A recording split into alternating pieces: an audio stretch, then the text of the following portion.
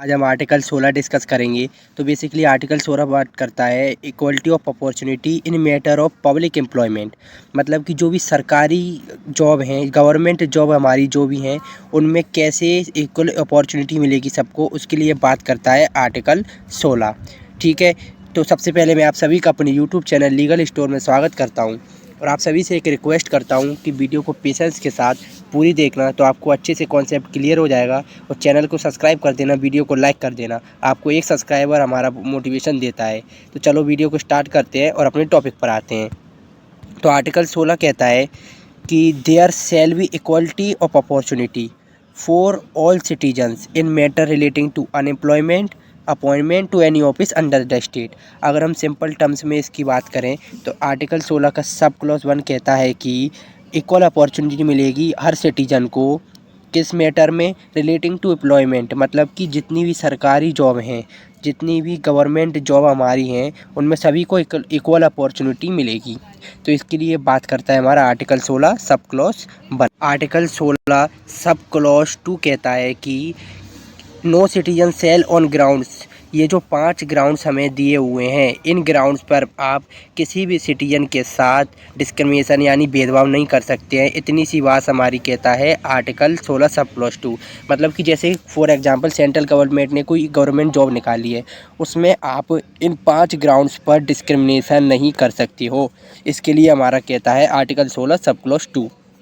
Article 16 sub clause 3 कहता है nothing in this article shall prevent parliament making any law in regards to class और employment. मतलब simple सी terms में बात करें तो सब क्लॉज 3 हमारा कहता है कि पार्लियामेंट को कोई भी गवर्नमेंट जॉब के लिए अपॉइंटमेंट और एम्प्लॉयमेंट के लिए नियम कानून बनाने से कोई भी रोक नहीं सकता है। इतनी सी बात हमारा कहता है सब क्लॉज 3।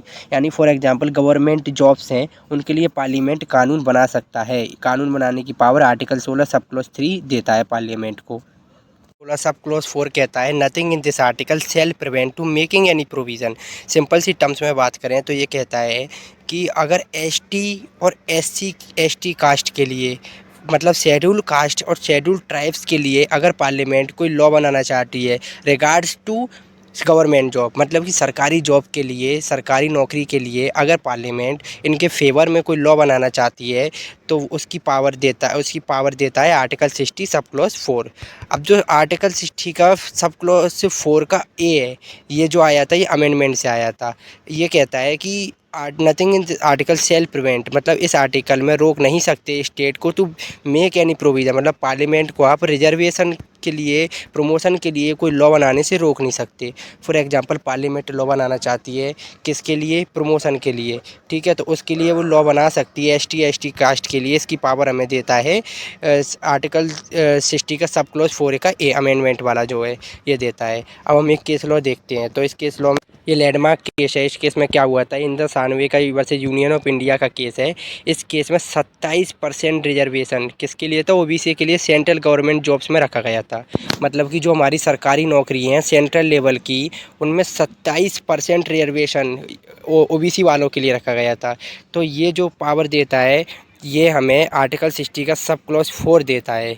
ठीक है, तो आज की वीडियो में बस इतना ही था। अगर आपको वीडियो अच्छी लगी हो तो वीडियो को लाइक करना, चैनल को सब्सक्राइब करना और आप कमेंट्स में अपने रिव्यू भी दे सकते हैं। Thank you.